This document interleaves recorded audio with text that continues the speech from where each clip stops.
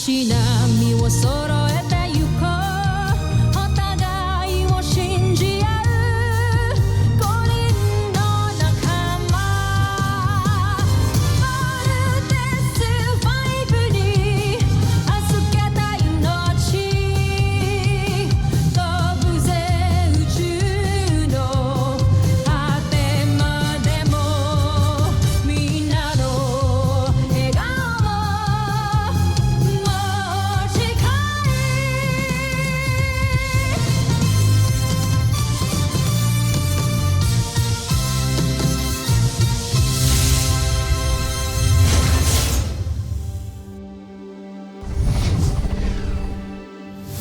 Ang nakakaan sa Voltes 5 Legacy. Kasama ka sa Voltes team? Isa ka sa mga piloto ng Voltes 5? Yes, I'm part of the Voltes team. Promise mo sa akin na walang makakaalam ang malaman mo. Okay?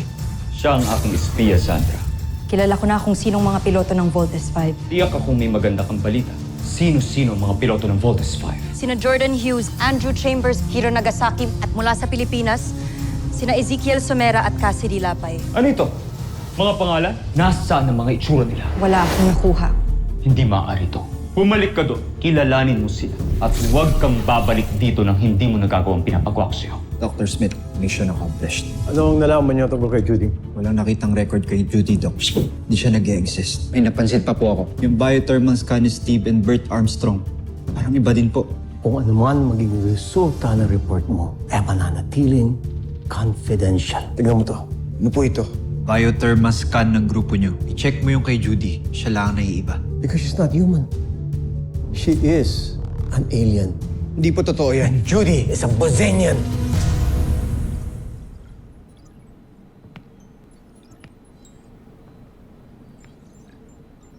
Imposible po talaga. Wala ho sa itsura niya. Mabait ho siya. Tinanggap niya po ako ng buong buo. Dr. Smith, please, sabihin niyo sa akin na gawa-gawa niyo lang po to para po lumayo ako sa kanya. Dr. Smith, gagawin ko po yung trabaho ko na maayos. Huwag niyo lang pong gawin to. Huwag lang po kay Judy. Big Bird, wala akong rason para siraan siya iyo. Andiyan ang evidence. Wala ka na ring dahilan para hindi paniwalaan ang lahat ng ito. Believe it! She is a Bozenian. I'm sorry.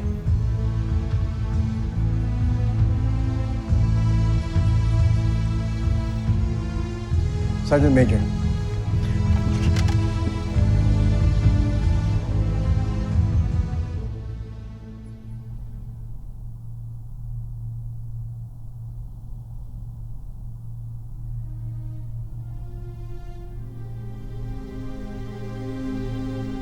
Uy, kailan mo dadalhin dun sa camp?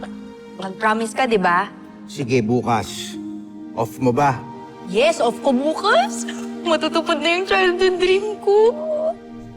Ay, nako. Grabe, Big Bert. Ang ganda niya, ha? Gusto ko siya, kuya. Alam mo na, you found the keeper. Ang gagawin mo, lagaan mo, ha? Sorry tumutunog kasi kanina eh. May nadidinig akong nagsasalitang lalaki. Language translator yan. It's a prototype na gawa nung kuya kong engineer. Tapos, pinapatest niya lang sa akin ngayon. Malayong relative ko yun. Tsaka, kagaya nung kapatid mong bunso, parang inventor din yung kuya ko na yun. Kaya tingnan mo, kung ano-ano tuloy yung naiimbento niya. Kasama ka sa Voltes team? Isa ka sa mga piloto ng Voltes 5? Pinagkakatiwalaan kita. Yes, I'm part of the Voltes team. At yung kapatid mo, isa rin siya, right? Judy, huwag ka na magtanong kasi sobrang confidential yun eh. Basta, promise mo sa akin na walang makakaalam ang malaman mo. Okay? Akala ko totoo ka. Akala ko, mahal mo ako. Wala ka pala. You're nothing but a big lie.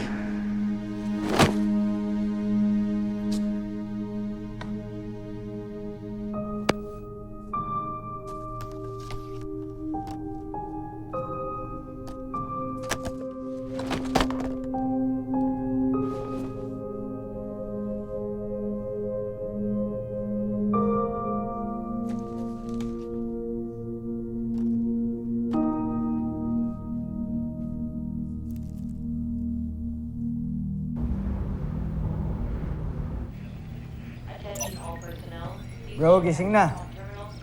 Breakfast na tayo. Big Bird, huwag ka nang matulog dyan. Halika na, bangon na. Nag-aalala na ako sa'yo, ha? Ngayon ka lang di sasabay sa breakfast. May bacon. Maubusan ka. Big Bird.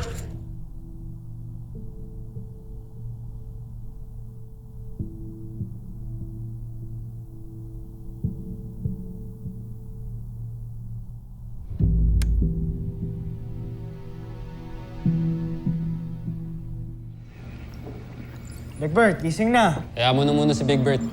Mas problemahin mo si Little John. Gusto gawing service vehicle yung Vault Frigate. Diyan. Mukhang maagang tatanda si Steve sa mga kapatid niya. Tao ka naman.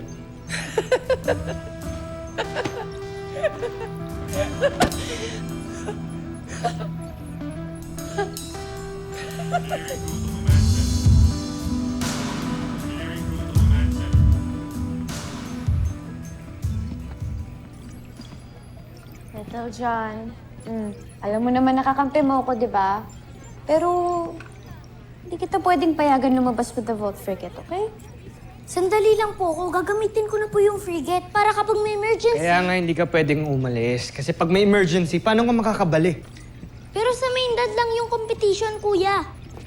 Naaalala mo? Ngayon mangyayari yun. Ngayon ko ilalaban itong si Mikasa ko. Naipaalam ko na yun sa inyo, di ba? Alam ko. O paano pag may umataking beast fighter? Anong gagawin mo? Ha? Little John, di ko to sinasabi bilang kuya. I'm the leader of this team. Kaya this is an order. Pero pinagandaan kong kompetisyon na ito, kuya. Tagal ko in-upgrade to si Mikasa ko tapos di mo ko papayagan. Little John, pwede ka namang umalis pero you cannot bring the Vault Frigate with you. Ngayon kung gusto mo, ako pa mismo sasamahan. No, Jamie. Walang aalis dito. Hayaan nyo ba si Big Bird doon? Malungkot din natin sasamahan. Andito ka naman, kuya. Tama na, Little John. Huwag ka na makipag-argue. Basta walang aalis dito.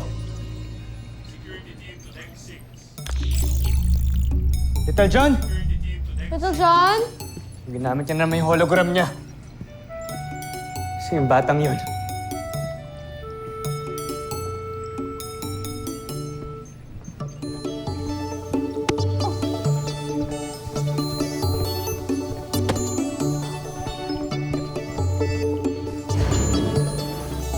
Bye! John!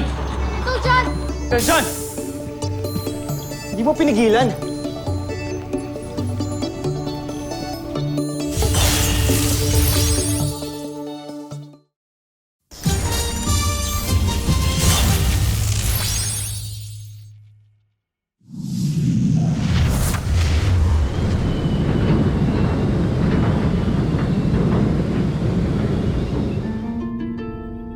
Sandali. Ano ito? Saan kaya pupunta ang isang yan? Bakit mag-isa lang siya? Suguri mo, Hindi na kailangan. Jomfrey. Hindi kumpleto ang Voltes 5, kaya hindi sila mabubuo. Sabihin mo kay General Draco, pasugurin ang ating beast fighter. Masusunod, Jom.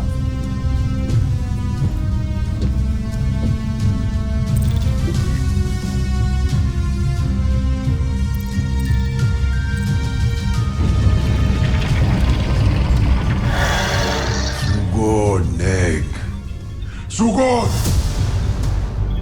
Tandaan mo, hindi na tayo maaaring matalo pang muli. Kailangan ay magtagumpay tayo laban sa mga taga Terra Air 2. Ano bang sinabi mo, General, at wala kang ulat sa amin? Hindi ba malinaw ang misyon mo sa'yo? Malinaw naman ang misyon ko. Yun nga lang, hindi ko na maintindihan kung ano nangyayari talaga dito. Nililihim sa akin ng mga general na kasama ko. Malamang, may kutob na sila.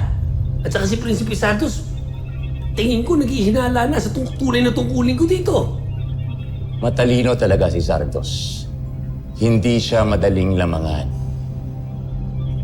Mahal ko, Emperador. Ano ba talaga gagawin ko? Huwag kang magpahalata sa kanila. At kapag tanungin ka, wala kang aaminin. Sige na, ayoko na makita ang pagmumukha mo.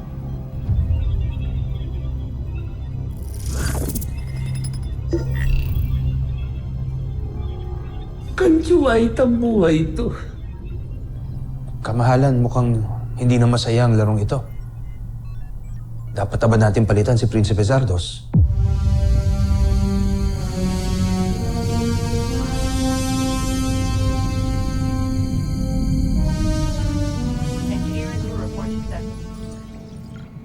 This is not good. Not good at all.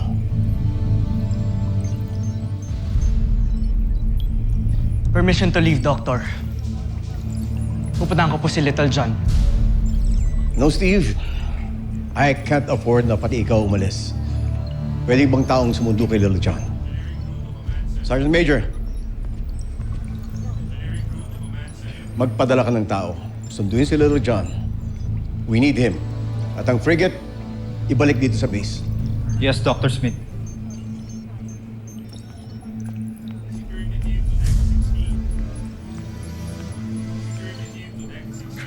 Mapagod na ako, Doctor. Kahit yung mga kapatid ko, hindi ko man lang mapasunod sa akin. Baan mong pasensya mo, Steve. Alam mo namang bata pa si Little John. Doktor, mabuti ho sana kung si Little John lang. Pati ho si Big Bert ayaw niya akong kausapin. Nagkukulong siya sa kwarto niya. Ano bang nangyari? Bakit po masama yung loob niya, Dr. Smith? I'm sorry, Steve. Huwag mo nang piliting alamin. Unless magkusa na magsabi si Big Bird. For now, si Little John muna ang problema natin.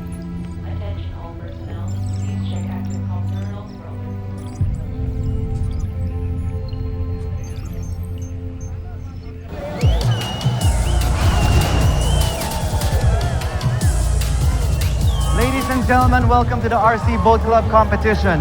Captains, are you ready? Ready! 1, 2, 3, go!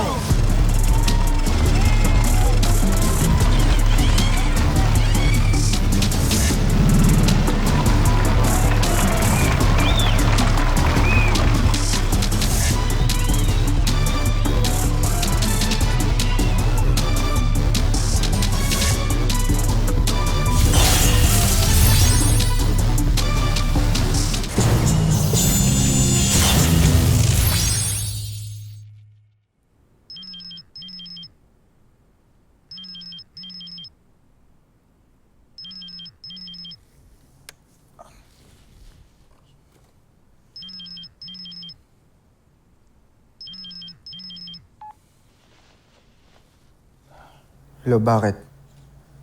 Bakit ang sungit mo? Nakamusta lang naman kita. How are you, mahal ko?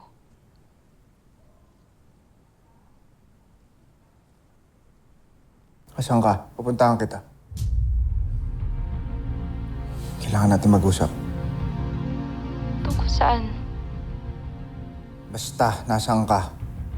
Nandito lang ako sa work. Bigla naman akong kinabahan sa'yo. Parang ang seryoso mo kasi. Ano ang pag-uusapan natin? Hello?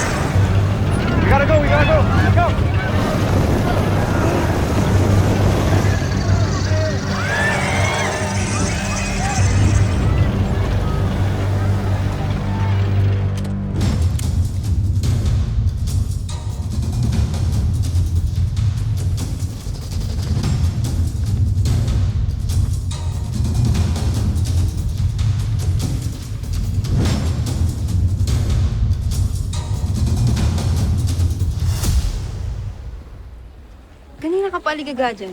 Chill. Baka naman on the way na rin yun si Bert. Eh, ngayon lang kasi na-late yun eh. Uhusin mo naman masyado sa time. Hindi naman. Naninibago lang kasi ako sa kanya kasi parang may iba sa kanya kanina nung magkausap kami. Ano naman? Basta, parang may something. Parang awkward siya kanina nung magkausap kami. Bakit? Ano nangyari? Nagkakagulo sa mga tao.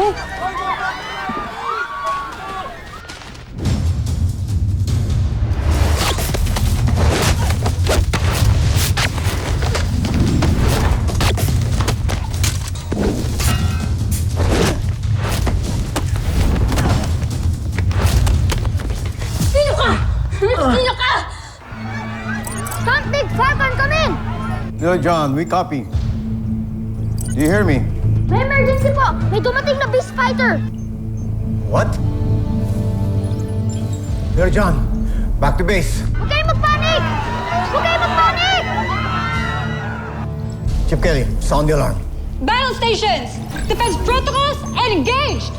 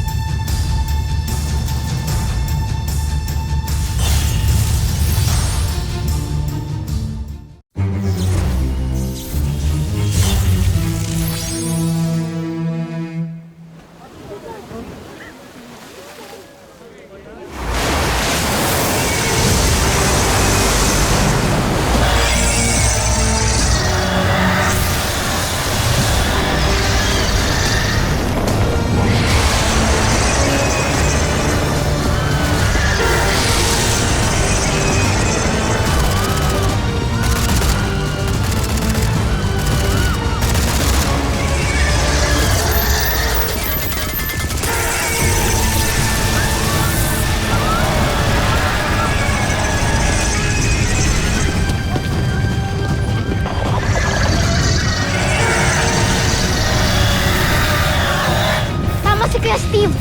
Dapat pala hindi na lang ako umalis!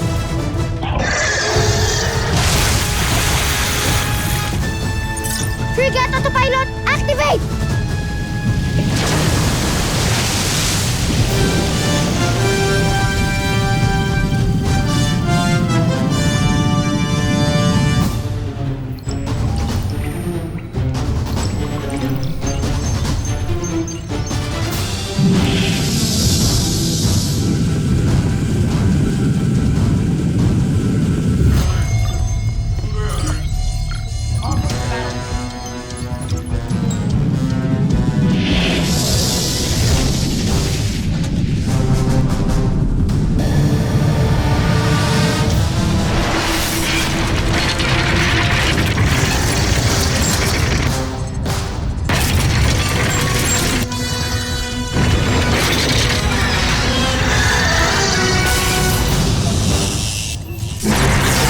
Bitawan mo ako! Bitawan mo ako!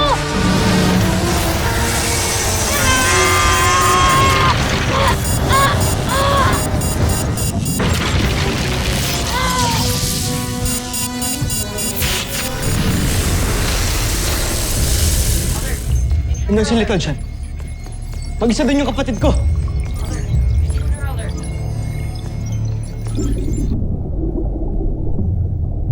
Sana nakinig din ako kay Kuya Steve. Sorry, Kuya Steve. Hindi na ako ulit magdidisobey sa'yo. Sana di ako makita ng kalaban.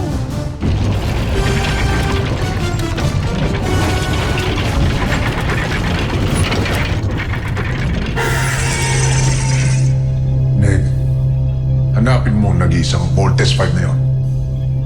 Wasakin mo ang kanyang sasakyan at paslangin mo ang sino mang nagpapaandar sa kanya.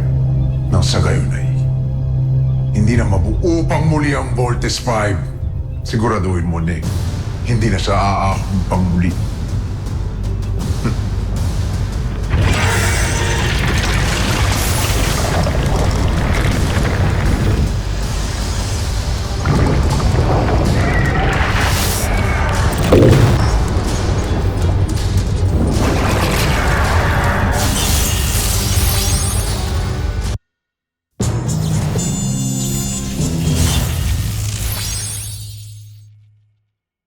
Ano?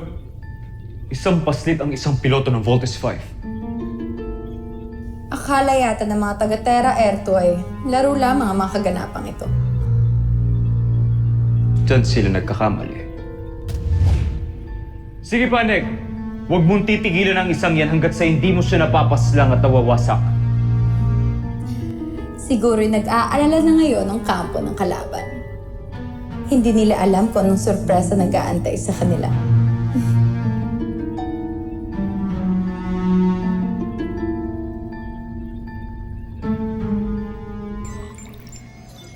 Little John.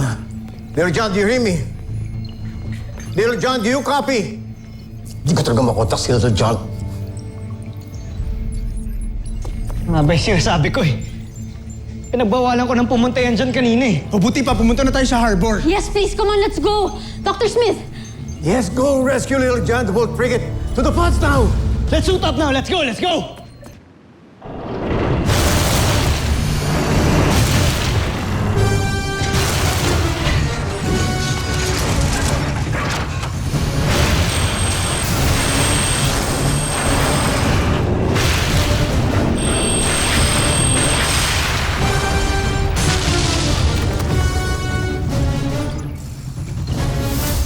Susunod sa Voltes 5 Legacy.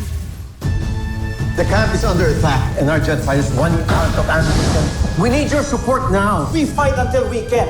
We still have Voltes 5, pero kailangan natin silang tulungan. Dala-dalawa na mga kalaban natin ngayon. So no one lose hope! Everyone, do you hear me?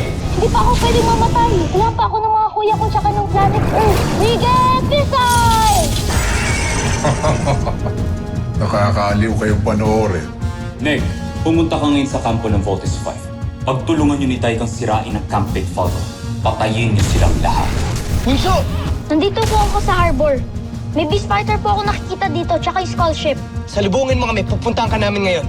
Marami na sigurong taong namamatay dito. Kailangan nila Little John, come in! Draco, huwag kang susuko. Kailangan mawasak mo ang ibang miyembro ng Voltes 5. Prinsipe Gargo! Kung magtitira ng buhay, Yan. Yan ang dapat sa mga alipin.